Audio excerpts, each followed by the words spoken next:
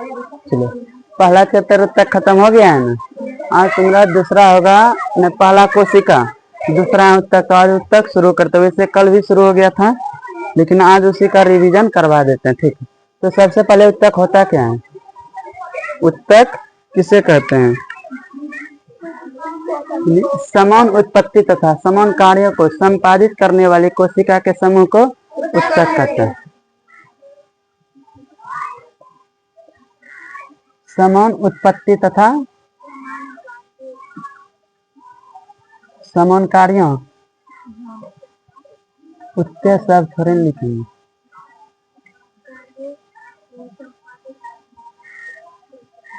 यानी समान उत्पत्ति तथा समान कार्यों को संपादित करने वाले कोशिका के समूह को क्या बोलते हैं?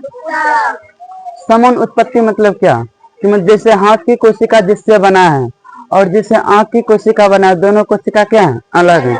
यानी कार्य के आधार पर सबका अलग अलग संरचना है। जैसे हाथ की कोशिका का, वैसे कोशिका से मिलकर हाथ की कोशिका जो उत्तक है ना, वैसे कोशिका से मिलकर बना है। जो सिर्फ जो काम हाथ कर सकता वह काम फिर दूसरा कोई नहीं कर सकता, लेकिन निश्चित नहीं कि जो ये सेम टू सेम काम कर रहा है वही काम दूसरा उत्तक भी कर सके। जैसे कि आंख का कार्य क्या है? देखना। उसमें जो कोशिका इससे बना है और कोशिका आपस में जुड़कर ऐसे उत्तक का निर्माण किया जो क्या करने, देखने में सहायक हो। यानी समान उत्पत्ति और समान कार्य, मतलब समझ में आ गया कि आंख में जितना भी कोशिका सब एक तरह की कोशिका से मिलकर बना हुआ है, जिसका कार्य क्या है? मुख्य रूप से देखने का। क्या हम हाथ से किसी भी वस्तु को देख सकते हैं? नहीं। यानी हाथ की कोशिका अलग है और आंख की कोशिका अलग है। इसलिए इसका डेफिनेशन क्या बनता है? समान उत्पत्ति तथा समान कार्यों को संपादित करने वाली कोशिका के समूह को उत्तक कहते हैं। अब आता है उत्तक का खोज किसने किया? सबसे पहले आता है पादप में उत्तक का खोज। किसने? पादप में। उत्तक का खोज सबसे पहले नेहमिया नामक, आयुष दिख रहा है उसमें, नेहमिया ग्रे नामक वैज्ञानिक ने किया था 1682 में उत्तक का खोज। और इन्होंने ग्रीक शब्द से लिया था। ग्रीक शब्द का क्या लिया था? टिश्यू, जिसका अर्थ क्या होता है? बुना हुआ। इन्होंने बताया था कि जो कोशिका होता है, कोशिका जैसे आपस में जुड़ सके तो जाल जैसे संरचना बनाता है, जिसको क्या बोलते हैं? उत्तक। यानी बोला जो कोशिका आपस में कपड़ा की तरह बुना हुआ संरचना बोलते हैं, बनाता है, उस संरचना को क्या कहते हैं? उत्तक कहते हैं। और इस टिश्यू का मतलब क्या होता है? बुना हुआ। इसी को हिंदी में क्या बोलते हैं? उत्तक। और उत्तक का अध्ययन क्या कहलाता है? उत्तक विज्ञान या हिस्टोलॉजी। उत्तक का अध्ययन उत्तक विज्ञान या हिस्टोलॉजी। अगर पूछे पादप हिस्टोलॉजी के जनक कौन है? यानी उत्तक का अध्ययन, उत्तक का अध्ययन क्या कहलाता है? हिस्टोलॉजी।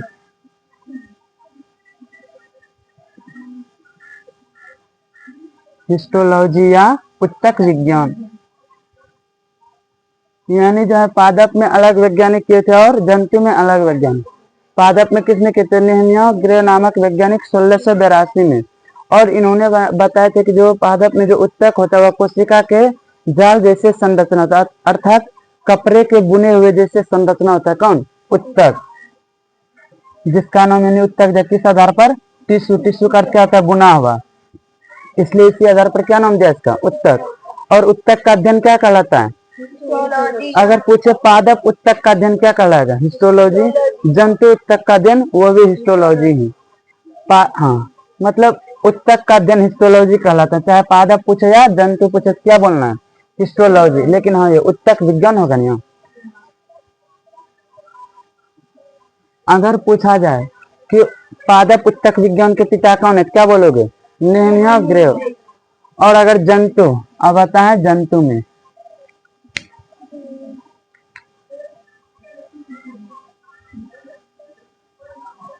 जंतु में उत्तक का खोज किसने किया था? जेवियर विचट। किसने किया था? जेवियर।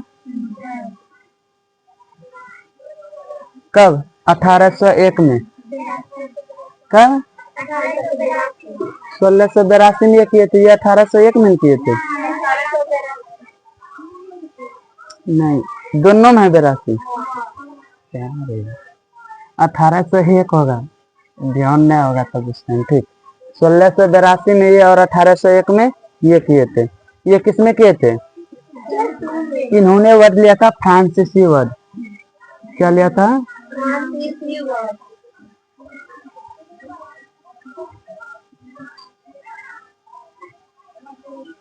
फ्रांसीसी में क्या होता है? टिश्यू। टिश्यू का अर्थ क्या होता है? लेकिन इसका टिश्यू का स्पेलिंग सिर्फ यू, इसमें ई भी था ना, इसमें ई नहीं होता। तो इसमें इन्होंने फ्रांसीसी में क्या होता है? टिश्यू। इसका अर्थ क्या होता है? इसका भी अर्थ बुना हुआ।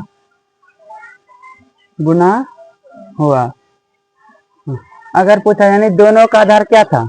बुना हुआ ही आधार था दोनों के। इन्होंने भी बताया था कि अति जंतु में जो उत्तक होता है वह कोशिका के जाल नुमा संरचना होता है, अर्थात कपड़े जैसे बुना हुआ संरचना होता है, जिसका नाम क्या दिया? उत्तक। क्या नाम दिया? उत्तक। कब? 1801 में। ठीक कर लो उसको। ठीक, उत्तक नाम दिया। और इन्होंने मानव में बिना सूक्ष्मदर्शी के 21 अलग अलग प्रकार के उत्तक का खोज किया था। मानव में ना, मानव में, मानव भी तो एक जंतु ही है ना। 21 अलग अलग उत्तक के प्रकार का खोज किसने किया था? जेवियर विचट ने। अगर तुमको पूछा जाए जंतु विज्ञान का, अच्छा इसका भी अगर इसमें भी आएगा हिस्टोलॉजी, यानी उत्तक का अध्ययन, इसमें भी हिस्टोलॉजी और उसमें भी हिस्टोलॉजी ही कहलाएगा। यानी अगर तुमको सिंपल पूछा जाए उत्तक का अध्ययन क्या कहलाता है, क्या बोलोगे? हिस्टोलॉजी या उत्तक विज्ञान। अगर पूछे जंतु उत्तक विज्ञान का पिता कौन है? जेवियर विचट। या तो सिंपल क्या बोलना है, पूछे इसे उत्तक विज्ञान का पिता, तो क्या बोलोगे? अब उत्तक विज्ञान ना तो ये पूछ रहा है ना तो ये, लेकिन मुख्य योगदान किसका है? इसका।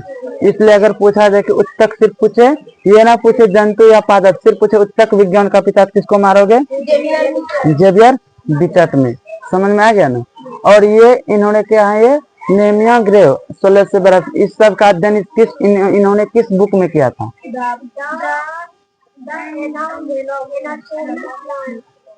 The anatomy of plant. The anatomy plant या द एनाटॉमी ऑफ प्लांट, ये क्या है? बुक किसके द्वारा लिखा गया बुक है? नेहमिया ग्रेन वैज्ञानिक। और ये जो उत्तक के बारे में इन्होंने जो सब भी बताया तो वो सब किसमें है?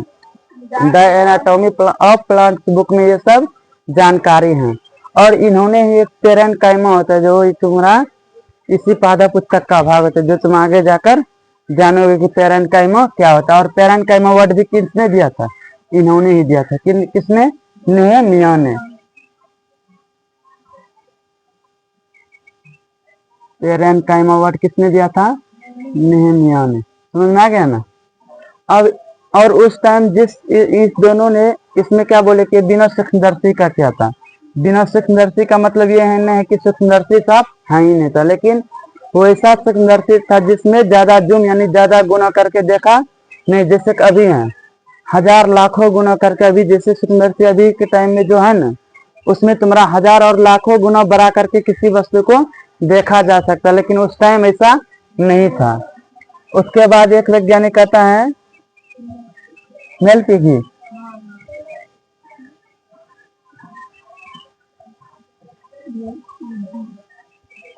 मेलपिगी नामक वैज्ञानिक, उन्होंने क्या किया था कि उत्तक को पूरा सूक्ष्म से सूक्ष्म कण, यानी जैसे मान लो ये एक वस्तु को देखा, कोशिका को, और इनमें ये क्या देखा, तो मतलब ये क्या कोशिका से मिलकर बना हुआ है। किसने?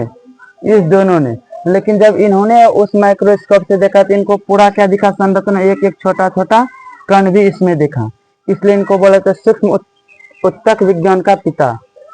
सूक्ष्म यानी सूक्ष्म उत्तक का रचना किसने बताया था? उत्तक का रचना। अगर पूछा जाए सूक्ष्म उत्तक विज्ञान का पिता कौन है, क्या बोलोगे? मेलफिज। सूक्ष्म या सूक्ष्म उत्तक का रचना बताया था, या इसको क्या बोलाता है? सूक्ष्म उत्तक विज्ञान का पिता। इतना आ गया समझ में? इतना ही तक था। अब आते हैं किसमें? अब उत्तक कितने प्रकार के होते हैं और कहाँ कहाँ उत्तक पाए जाते हैं। यहाँ तक हो गया ना? कल ये सब उतार लियो, इसको मिटाएं। पूछा विकी? अच्छा तो वहां प्रसाद ली सब? प्रसाद ले भी जाना है? नहीं बोलना है, बैठो फिर। चलो, उत्तक कहाँ कहाँ पाया जाता है? एक पादप में, एक जंतु में। पादप और जंतु। अभी किसके बारे में जानेंगे हम? पादप के बारे में। पादप उत्तक कितने प्रकार के होते हैं? एक विभज्योतक उत्तक, विभज्योतक, एक अस्थायी उत्तक।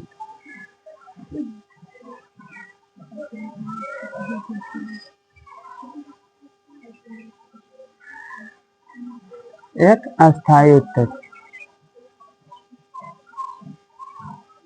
अस्थायी उत्तक। अब विभज्योतक उत्तक एक किस आधार पर? ये दो प्रकार है इसमें, विभाजन के आधार पर। किस आधार पर है ये? यानी पादप उत्तक दो प्रकार के विभाजन के आधार पर, एक विभज्योतक, एक अस्थायी उत्तक। किस आधार पे? विभाजन। विभाजन आधार है इसका।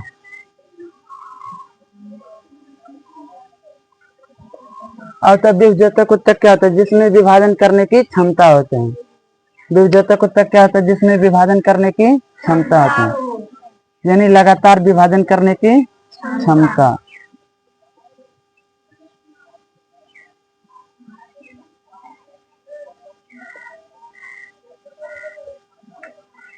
लगातार विभाजन करने की इसमें क्या होता है? क्षमता। और इसमें लगातार यानी इसमें विभाजन करने की क्षमता नहीं होता है। और ये भी बता, विभज्योतक अस्थायी उत्तक का निर्माण किससे होता है? विभज्योतक उत्तक से ही होता है। मैं समझ में आ रहा है कि विभज्योतक उत्तक क्या होता है? जिसमें लगातार विभाजन करने की क्षमता, और इसमें यानी इसमें विभाजन करने की क्षमता नहीं होता है। अब विभाजन करना वो क्या होता है, वो पहले समझ लो। मान लो पहले क्या है, इसमें दो उत्तक है, पादप में दो उत्तक है ये। अब ये दोनों विभाजन करके कितना बनाएगा? 4।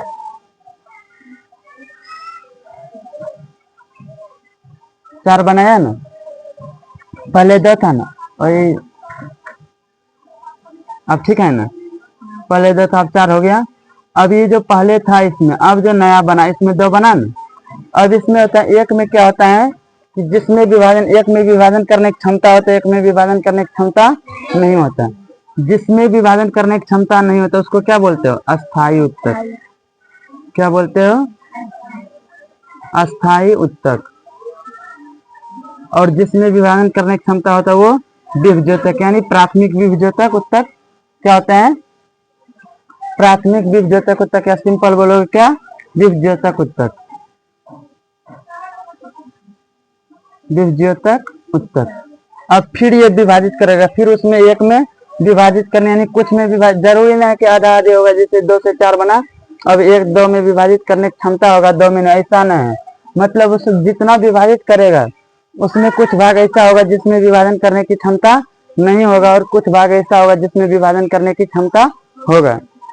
जिसमें विभाजन करने की क्षमता खत्म हो जाएगा उसी को क्या बोलते हैं? अस्थायी उत्तक। यानी अस्थायी उत्तक का निर्माण किससे होता है? विभज्योतक उत्तक से होता है। और ये होता है, ये भी होता है, ये क्या होता है? विभेदी। ये क्या होता है? और अस्थायी उत्तक क्या होता है? विभेदित होते हैं। विभेदित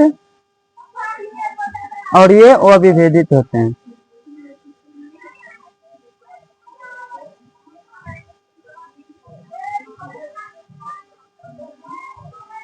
अब कैसे मतलब विभेदित और अविभेदित का तो ये पता है नहीं ना। अविभेदित का मतलब इसका कार्य करने की क्षमता, यानी कार्य के आधार पर इसको विभेदित और अविभेदित बोला गया।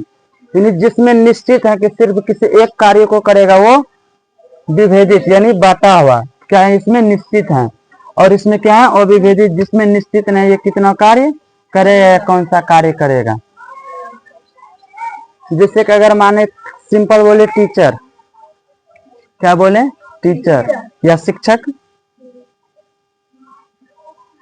चलो टीचर नहीं तो इससे भी तुम एग्जांपल ले लो, जैसे तुम 10वां में हो, अच्छी लम्बा जैसे टीचर, अगर टीचर बोला जाए कोई निश्चित है टीचर, तुम्हारा टीचर सब में आता है, कोई मैथ पढ़ाता है, कोई साइंस, कोई संस्कृत, कोई इंग्लिश, कोई हिंदी, सब आता है। यानी टीचर बोला तो सब में आ गया।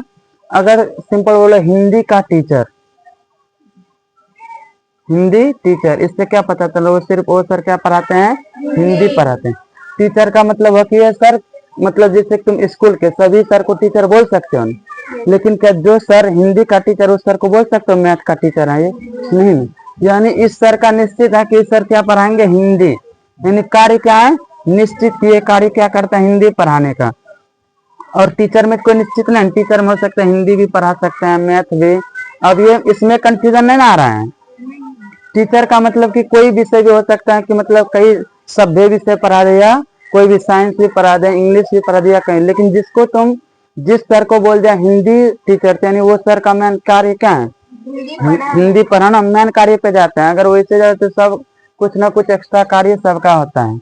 यानी मेन कार्य इस सर का क्या है, हिंदी पढ़ाना। इस सर का क्या है कि ये सर कोई भी विषय पढ़ा सकता है। यानी जिसका निश्चित है वो विभेदित, जिसका निश्चित नहीं कि मतलब वो जिसमें है कि मतलब वो कई कई कार्य को कर सकते, वो होता है अविभेदित। यानी यहाँ तुम्हारा टीचर हो गया अविभेदित और हिंदी टीचर हो गया तुम्हारा विभेदित। समझ में आया। अब यही मान लो क्या है, विभेदक है ना। अब तुम यानी यही टीचर क्या करता है, विभाजन, यही जब टीचर जिससे पढ़ा, अब आगे जाकर दोनों को स्पेलिस्ट बनते। स्पेलिस्ट मतलब समझते हो, जैसे मान लो अगर कोनो सर, जैसे मान लो अभी पोलो सर है, वो सर अभी जैसे कोचिंग में है, कोचिंग में तो सब विषय पढ़ाते हैं। लेकिन वही कहीं पर जाने के मान लो अगर जहाँ स्कूल में जाते हैं, स्कूल में क्या सब सर सब विषय पढ़ाते हैं सर, लेकिन स्कूल के लिए वो सर क्या बन जाते हैं, कोई एक विषय यानी मैथ। यानी हाँ निश्चित, ये तुम्हारा हो गया, पहले क्या था अविभेदित, अब बन गया विभेदित। मतलब क्या पता चल रही, अविभेदित से ही विभेदित का निर्माण होता है। अब समझ में आया कि जैसे अगर कोचिंग में सर है तो यहाँ सर को सब विषय पढ़ाना होता है, विभेदक में। अगर यही सर फिर जब मान लो स्कूल में जाता है तो कोई एक विषय पा जाता है, वो हो गया अस्थायी तक विभेदक। अब आया समझ में, कभी भी नहीं आया, आ गया ना। चलो अविभेदित और विभेदित मतलब समझ में आ गया है ना। तो अब है तुम्हारा उत्तक का। अच्छा, ये विभेदक का मतलब पादप उत्तक विभाजन के आधार पर दो प्रकार के होते हैं, एक विभेदक उत्तक, एक अस्थायी उत्तक। विभेदक उत्तक जिसमें लगातार विभाजन करने की क्षमता होता है, उस उत्तक को क्या बोलते हैं, विभेदक उत्तक। जिसमें विभाजन करने की क्षमता नहीं होता, अर्थात जो विभाजन नहीं कर सकता, उसको क्या बोलते हो, अस्थायी। इकट्ठी देने का मतलब समझ रहे हैं, विभाजन करने की क्षमता नहीं है समझ। अब मान लो ये पहले दो उत्तक था, ये 2 से 4 बना।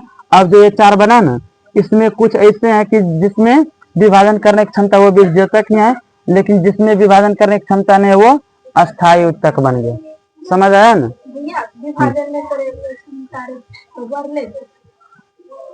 पहले था विभाजन, इस दोनों में देखो, पहले था विभाजन करने की क्षमता है। अब इससे 2 से 4 बन गया, ये 2 से 4 बना ना। अब जो नया बना, या तो इसमें अब विभाजन करने की क्षमता खत्म हो जाएगा, या इस दोनों में, दोनों है ना, मान लो इसमें विभाजन करने की क्षमता नहीं थी, ये बन गया था। अब इसमें तो है विभाजन करने की क्षमता, ये फिर से विभाजित करके तो संख्या बढ़ा सकता है ना। इन्हें ना कि सब भेम नहीं, सिर्फ इसमें ना, इस वाले में अगर इसमें है तो ये तो विभाजित करके फिर से संख्या बढ़ा सकता है। मान लो फिर से, मान लो 3 से फिर से यहाँ 2 बना दिए, 2 बनाया, फिर इसमें एक में क्या है, एक में मान लो इसमें विभाजन करने की क्षमता नहीं है, इसमें है, तो फिर ये अस्थायी है, फिर ये क्या करेगा, फिर ये विभाजन करे, इससे बढ़ते जाएगा। ये निश्चित नहीं है, 2 है तो एक विभाजन करने की क्षमता एक में नहीं है, एक में, ऐसा नहीं है। मान लो अगर 30 है, पहले 15, 15 से 30 बना, उस 30 में हो सकता है कि तुम्हारा 25 में विभाजन करने की क्षमता हो और 5 में विभाजन करने की क्षमता नहीं हो। वो 5 जिसमें विभाजन करने की क्षमता नहीं अर्थात विभाजन नहीं कर सकता, वो क्या होता है, वो 5 अस्थायी तक जो विभाजन कर सकता है वो विभज्योतक। समझ में आया ना। तो अब यहाँ होता है कि तुम्हारा विभज्योतक उत्तक होता है एक उत्पत्ति के आधार पर प्रकार। किस आधार पर? उत्पत्ति के आधार पर प्रकार। हाँ, इसमें भी तुम्हारे सिलेबस में 2 ही है कि वैसे नहीं तो उसमें शायद 11th में 3 दिया गया है, तो तुम्हारे में 2 ही है। ठीक, उत्पत्ति के आधार पर पादप उत्तक के प्रकार कितने होते हैं?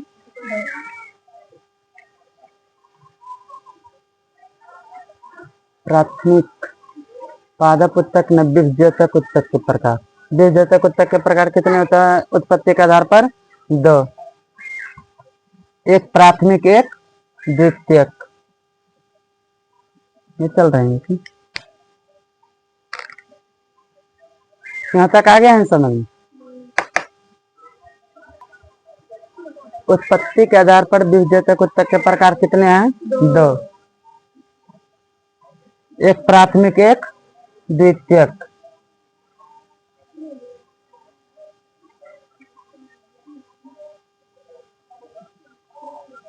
प्राथमिक एक द्वितीयक।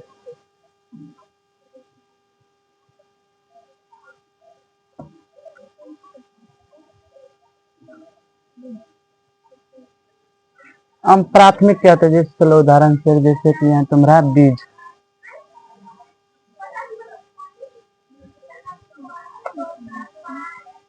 ये क्या है? बीज, और इसके अंदर है तुम्हारा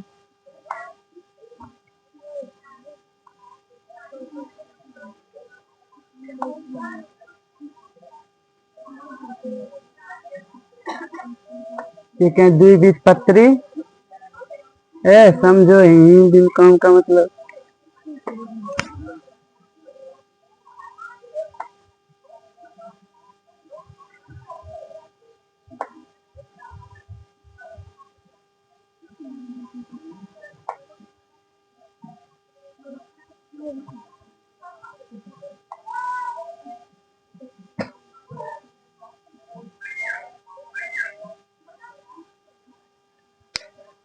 समझ में आ रहा है ना?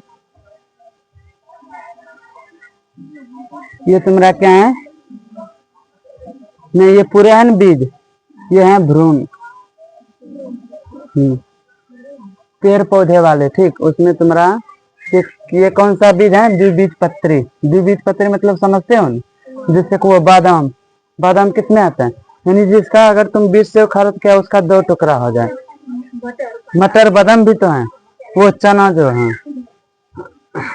ये क्या है? भ्रूण। और ये इसके अंदर क्या है? एक कोशिका है ये, जिसका नाम क्या है? ऊपर वाले कोशिका का नाम प्रांकुर। प्रांकुर कोशिका कौन सी? हाँ हाँ, अंदर में भ्रूण के अंदर। और ये तुमको वो समझाने के लिए प्राथमिक द्वितीय क्या था वो समझाने के लिए बता रहे। और ये जो नीचे वो मूलांकुर, मूलांकुर कोशिका। अब ये प्रांकुर कोशिका तो इसमें क्या था? जैसे कि मान लो ये बीज, अब इससे पेड़ पौधे का निर्माण होता है ना धीरे धीरे। अब इससे जो ये प्रांकुर है इससे किसका निर्माण होता है? तना का, पेड़ पौधे के तना का। और मूलांकुर से किसका निर्माण होता है? मूल का। मूल किसको कहते हैं? जड़ को ना? जड़ को मूल नहीं कहते हैं? चलो इसको थोड़ा छोटा करना। कौन ये? अच्छा रुको, ये समझ में आ रहा है? पहले छोड़ो ना उधर, अभी जो समझा रहा है वो नहीं समझना है बताइए।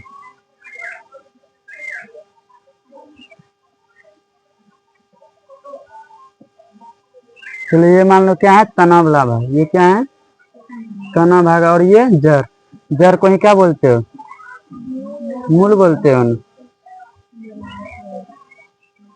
यानी मूलांकुर ये कोशिका है जिससे मूल का निर्माण यानी जड़ का निर्माण होता है।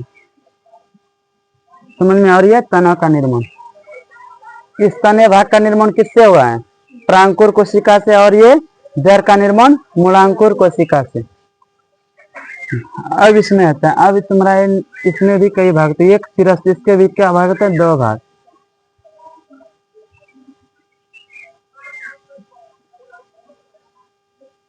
शिरस्त्र विभज्योतक एक, ऊपर वाला विभाग क्या होता है? शिरस्त्र विभज्योतक।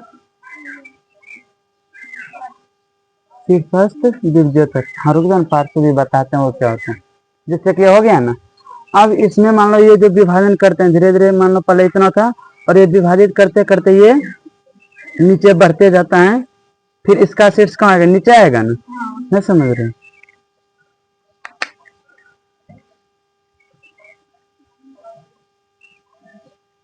जैसे चलो अभी पहले नीचे वाला भाग जैसे इससे है यहाँ, ये है ना। अब ये जो विभाजित करेगा या बड़ा होगा ना धीरे धीरे, नीचे बड़ा होगा फिर शीर्ष भाग यहाँ आ जाएगा। फिर ये तुम्हारा लंबाई, यानी लंबाई बढ़ाने में कौन कौन सहायक हो रहा है बताओ पहले। ये भी, यानी मूलांकुर न शिरस्त्र विभज्योतक जो किसका भाग है? यानी मूलांकुर कोशिका से निर्माण होता है किसका? ये भी शीर्ष है, ये जड़ का शीर्ष और ये तनाव का शीर्ष है ना। इससे भी लंबाई बढ़ता है और इससे भी लंबाई बढ़ता है। मान लो ये जिससे विभाजित करते गए नीचे बढ़ते जाता है और यहाँ भी ये विभाजित करके शीर्ष ऊपर जाएगा, यानी ये इसे बढ़ाते जाता है इसे, फिर शीर्ष भाग यहाँ बन गया। इससे जब बन रहा है यहीं पर जो ये विभज्योतक ये जब विभाजन करता है ना, इसमें कुछ ऐसा होता है जिसमें विभाजन करने की क्षमता होती है और किसी में नहीं होता। जिसमें विभाजन करने की क्षमता होता है ये, इसको क्या बोला जाता है? अंतर्वेशी विभज्योतक उत्तक। क्या बोला जाता है? अंतर्वेशी। इधर बना ले कि सब समझ में आ गया।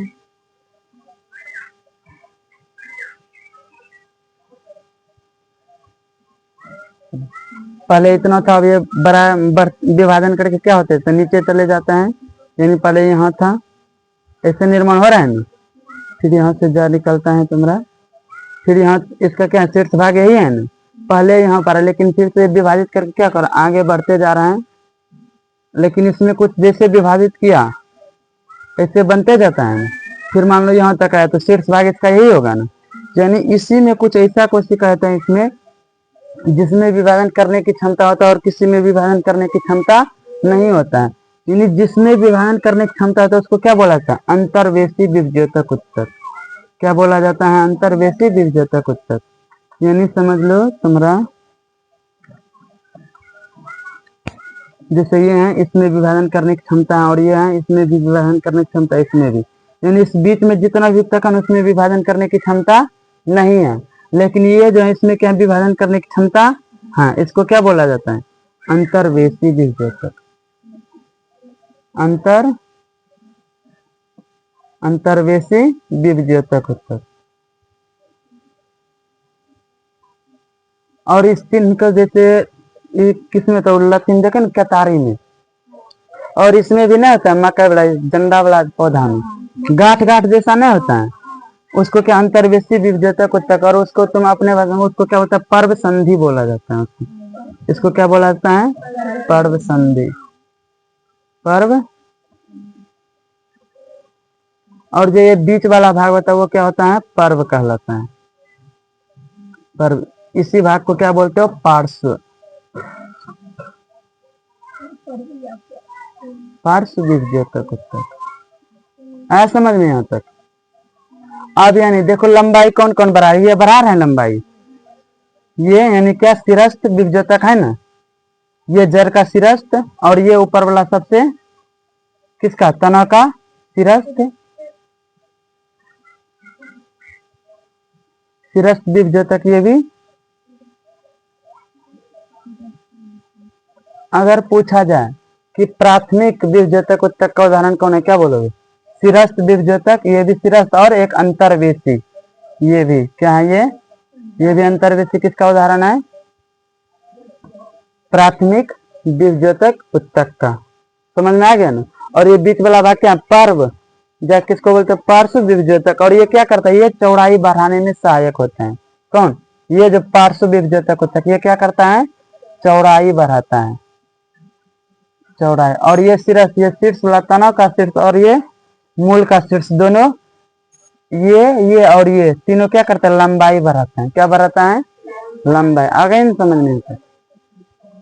ये है ना, अगर देखो ये जो विभाजन करेगा तो ऊपर बढ़ेगा नहीं धीरे धीरे, मतलब इससे जितना कोशिका मान लो विभाजन तभी इतना बना है ये इसमें, लेकिन इस बीच में जो इसमें क्या होता है? कोशिका ने विभाजन करने की क्षमता खत्म। अब जो इसमें अगर इसमें है विभाजन करने की क्षमता, तो ये क्या कहलाएगा? अंतर्वेशी विभजक उत्तक। और यही तो विभाजन करके ऊपर जाता है ना, मतलब संख्या। पहले देखो यहाँ पहले मान लो यही था, अब जो यही का कोशिका जो इसका विभाजन किया तो आगे बढ़ा इससे करके, लंबाई किसके कारण बढ़ा? इसी के कारण ना। अब इसी में कौन सी ना, अब इसी में तुम्हारा कई इधर ने कि यही होगा तुम्हारा क्या विभाजन, जिससे यहाँ से विभाजन। अब इसमें है कि इसमें विभाजन करने की क्षमता और इसके बीच में और जो बचा उसमें विभाजन करने की क्षमता नहीं है। जिसमें विभाजन करने की क्षमता उसको क्या बोलते हैं? अंतर्वेशी विभजक। किसके? इस दोनों के बीच में एक ने ऊपर वाले एक भी अंतर्वेशी नहीं बोलना है। ये ऊपर तुम्हारा क्या होता है? शिरस्थ भाग। और ये जो गांठ जैसा होता है उसको क्या बोलते हैं? अंतर्वेशी। यानी शिरस्थ भाग, ये भी शिरस्थ और ये अंतर्वेशी, ये तीनों किसमें सहायक होते हैं? लंबाई बढ़ाने में। और ये पार्श्व विभजक ये किसमें होता है? नहीं रोक दो, वीडियो रोको। चलो, ये अंतर्वेशी क्या करता है? यानी लंबाई बढ़ाता है ये शिरस्थ, और शिरस्थ। अंतर्वेशी भी क्या करता है? लंबाई ही बढ़ाता है। और चौड़ाई कौन बढ़ाता है? ये पार्श्व। अब यहाँ पार्श्व किसमें था पता? द्वितीय विभजक उत्तक में था। ये कल बताएंगे, आज यहीं तक रहने देते हैं, ठीक है ना। कल बताएंगे पार्श्व कैसे था, ये द्वितीय क्या होता है, प्राथमिक। फिर प्राथमिक तो समझ में आ गया ना। अब द्वितीय क्या था वो कल बताएंगे, अभी यहीं तक रहने देते हैं।